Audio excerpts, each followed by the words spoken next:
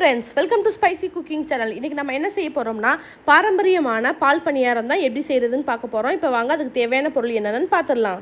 இந்த பாரம்பரியமான பதார்த்தம் செய்கிறதுக்கு 1 கப் பச்சரிசிக்கு 3/4 கப் உளுந்து எடுத்துருக்கோம். இதை ரெண்டையுமே ஒன்றா சேர்த்துடலாம். ஒன்றா சேர்த்துட்டு நல்லாவே கலனி போக அலசிட்டு நம்ம 1 மணி நேரம் ஊற வச்சுக்கிறலாம். இந்த அளவுகளை மட்டும் மாற்றிடாதீங்க. மாற்றினீங்கன்னா உருண்டை உங்களுக்கு சாஃப்ட்னஸாக கிடைக்காது. இப்போ பாருங்கள், நல்லாவே அலசியாச்சு. இப்போ நம்ம இதுக்கு தேவையான அளவு தண்ணி ஊற்றி ஒரு 1 மணி நேரம் ஊற வச்சுக்கலாம். ரொம்ப அதிக நேரம் ஊற வைக்காதீங்க. அப்போ நம்ம எண்ணெயில் போடையில் ஆயில் ரொம்ப இழுக்க ஆரம்பிச்சிடும். இப்போ நமக்கு வந்து நல்லாவே ஊறிச்சு. இப்போ பாருங்கள், நான் கிரைண்டரில் சேர்த்துட்டேன். மாவு வந்து எப்படி இருக்கணும் பார்த்தோம் அப்படின்னா நல்லாவே சாஃப்டாக நல்லா ஸ்மூத்தியாக அரைச்சி எடுத்துக்கோங்க. குறன்னு இருக்குது, பரவாயில்ல எடுத்துக்கலாம் அப்படின்னா நீங்கள் எண்ணெயில் போடையில் டப்புன்னு வெடிக்க ஆரம்பிச்சிடும். இப்போ பாருங்கள், மாவு நமக்கு ரெடியாக இருக்குது. இப்போ இதில் நம்ம வந்து ஒரு சிட்டிகை உப்பை சேர்த்துட்டு நல்லாவே கலந்து விட்டுக்கலாம். நல்லா மிக்ஸ் பண்ணி வச்சுக்கோங்க. உப்பு எல்லா சைடும் பரவுற மாதிரி நல்லாவே மிக்ஸ் பண்ணி வச்சுக்கோங்க. இங்கே பாருங்கள், ஒன் சைடு வந்து நமக்கு வந்து எண்ணெய் நல்லாவே காஞ்சிருச்சு. 1/2 லிட்டர் ரிஃபைண்ட் ஆயில் எடுத்திருக்கேன். ஆயில் நல்லா ஹீட்டாக இருக்கணும். இப்போ பாருங்கள், ஆயில் நல்லாவே ஹீட்டாக இருக்குது. இப்போ நம்ம கொஞ்சம் கொஞ்சமாக மாவு எடுத்து உள்ளே சேர்த்துக்கலாம். ரொம்ப பெரிய பால்ஸாக போட்டுறாதீங்க. தேங்காய் பாலில் ஊறையில் உங்களுக்கு பாதி சைடு ஊறி இருக்கும், பாதி சைடு ஊறி இருக்காது. அதனால் வந்து இந்த மாதிரி குட்டி குட்டியாக எந்த அளவுக்கு கம்மியாக போட முடியுமோ அந்த அளவுக்கு கம்மியாக போட்டு எடுத்துக்கோங்க. இந்த உருண்டையோட கலரை பார்த்தீங்களா, லைட்டாக கோல்டன் கலரில் தெரியுது பார்த்தீங்களா. இந்த அளவுக்கு எண்ணெயோட டெம்பரேச்சர் இருக்கணும். நீங்கள் போட்டவுடனே இந்த மாதிரி கலர் சேஞ்ச் ஆகணும்.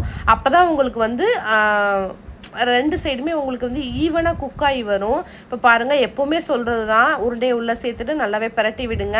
அடுப்பை வந்து உருண்டையை போடையில் ஹை ஃப்ளேமில் வச்சுக்கோங்க. உருண்டையை உள்ளே சேர்த்ததுக்கப்புறம் அடுப்பை லோ ஃப்ளேமுக்கு மாற்றிக்கோங்க. அப்போ தான் வந்து 2 பக்கமே ஈவனாக குக் ஆகும். கரண்டி வச்சு நல்லாவே கலந்து விட்டுக்கலாம். நல்ல சில பேர் வந்து இந்த கலர்லேயே போதும்னு சொல்லிட்டு எடுத்துருவாங்க.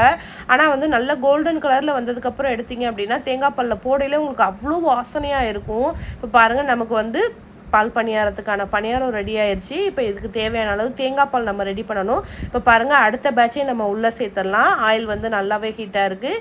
இப்போ பாருங்கள், கொஞ்சம் கொஞ்சமாக கிள்ளி நம்ம உள்ளே சேர்த்துக்கலாம். இது வந்து எப்படி இருக்கணும் அப்படின்னா வந்து ரொம்பவும் பெருசாக இல்லாமல் ரொம்பவும் சின்னதாகவும் இல்லாமல் மீடியம் சைஸாக பார்த்து போட்டுக்கோங்க. இப்போ இதுக்கடியில் நம்ம தேங்காய் பால் ரெடி பண்ணிடலாம். தேங்காய் பால் வந்து திக்காக இருக்கணும். நான் ஒரு முழு தேங்காயை இந்த மாதிரி திருவி எடுத்து வச்சுருக்கேன். இப்போ இதை வந்து நம்ம தண்ணி சேர்க்காமல் ஃபஸ்ட்டு ஒரு பல்ஸ் போட்டுட்டு அதுக்கப்புறம் கொஞ்சமாக தண்ணி ஊற்றி அதையும் நல்லா வந்து வடிகட்டி எடுத்து வச்சுக்கலாம். இந்த ஸ்டேஜில் ஏலக்காய் சேர்ப்பாங்க. ஏலக்காய் சில பேர் வாசனைக்காக சேர்ப்பாங்க. நான் இந்த டைம் ஏலக்காய் சேர்க்கலை, ஒன்லி தேங்காய் பால் மட்டும்தான் எடுத்திருக்கேன். இப்போ பாருங்கள், அரைச்சிட்டேன் நான். இப்போ தேங்காய் பால் நல்லாவே வந்து ஃபுல்லாக ஃபில்ட்ரு பண்ணி நான் எடுத்து வச்சுருக்கேன். இதுக்கு தேவையான அளவு சர்க்கரையை உள்ளே சேர்த்துட்டு நல்லாவே மிக்ஸ் பண்ணி விட்டுக்கலாம். கொஞ்சமாக உப்பு சேர்த்துக்கலாம். உப்பு எதுக்காக சேர்க்குறோன்னா தேங்காய் பாலோட ஸ்வீட்னஸை நல்லா எடுத்து கொடுக்கணுங்கிறதுக்காக தான் உப்பு சேர்த்துருக்கோம். நல்லாவே கலந்து விட்டாச்சு. இப்போ தேங்காய் பாலும் நமக்கு தயாராக இருக்குது. இப்போ நம்ம உள்ள எண்ணெயில் சேர்த்தோம் இல்லையா, அந்த உருண்டையை வந்து மெதுவாக வந்து கிளறி விட்டுக்கலாம். பாருங்கள், நமக்கு வந்து தேங்காய் பால் சூப்பராகவே ரெடி ஆகிருக்கு. இப்போ பாருங்கள், கோல்டன் கலரில் உருண்டை ரெடி ஆகிடுச்சு பார்த்தீங்களா. இப்போ இதை வந்து இந்த டைமில் நம்ம எடுத்துக்க வேண்டியதான். இதை வந்து நல்லாவே ஆயில் ஸ்டெயின் பண்ணி எடுத்துக்கோங்க. ஆயில் வந்து ஸ்டெயின் பண்ணாமல் எடுத்திங்கன்னா தேங்காய் பால் போடையில் உங்களுக்கு வந்து எண்ணெய் மேலே லைட்டாக நிற்கிற மாதிரி இருக்கும். அதனால் நல்லாவே ஸ்டெயின் பண்ணி எந்த அளவுக்கு முடியுமோ அந்த அளவுக்கு ஸ்டெயின் பண்ணி எடுத்து வச்சுக்கோங்க. அவ்வளோதான். இப்போ நமக்கு வந்து சூப்பரான பால் பணியாரம் ரெடி ஆயிடுச்சு. இப்போ இந்த பணியாரத்து கூட நம்ம ஒரு பாத்திரத்தில் சேர்த்துட்டு தேங்காய் பால் வந்து எந்த அளவுக்கு வந்து ஊற்ற முடியுமோ அந்த அளவுக்கு நல்லா மூழ்க ஊற்றிக்கோங்க. தேங்காய் பாலில் எந்த அளவுக்கு ஊறுதோ அந்த அளவுக்கு இந்த பதார்த்தம் ரொம்ப சூப்பராக இருக்கும். ட்ரை பண்ணி பாருங்கள். என்னோடய சேனலை சப்ஸ்கிரைப் பண்ணுங்கள், லைக் பண்ணுங்கள், சப்போர்ட் பண்ணுங்கள் ஃப்ரெண்ட்ஸ். உங்களால் தான் இப்போ நாங்கள் 100 சப்ஸ்கிரைபர் வந்திருக்கோம். மேன்மேலும் நாங்கள் வளரணும். எங்களுக்கு ஆதரவு கொடுங்க.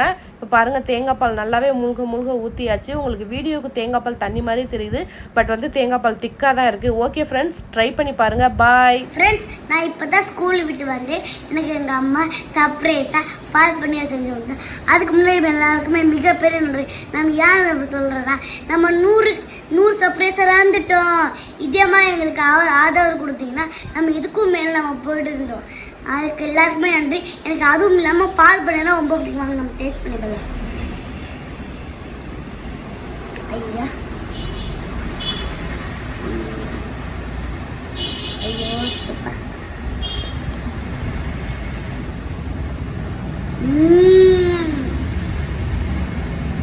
ஆறாடியா இருக்கு ஃப்ரெண்ட்ஸ். நீங்கள் ட்ரை பண்ணி பாருங்க மறக்காம. எங்கள் சேனல் நீங்கள் லைக் அண்ட் சப்ஸ்கிரைப் பண்ணலன்னு என் மனசு சொல்லிக்கிட்டு இருக்கேன். அதனால் மறக்காம எங்கள் சேனலை லைக் அண்ட் சப்ஸ்கிரைப் பண்ணிங்கன்னா இன்னமும் எங்களை சப்போர்ட் பண்ண நாங்கள் வேண்டி கேட்டுக்கிறோம். பாய்.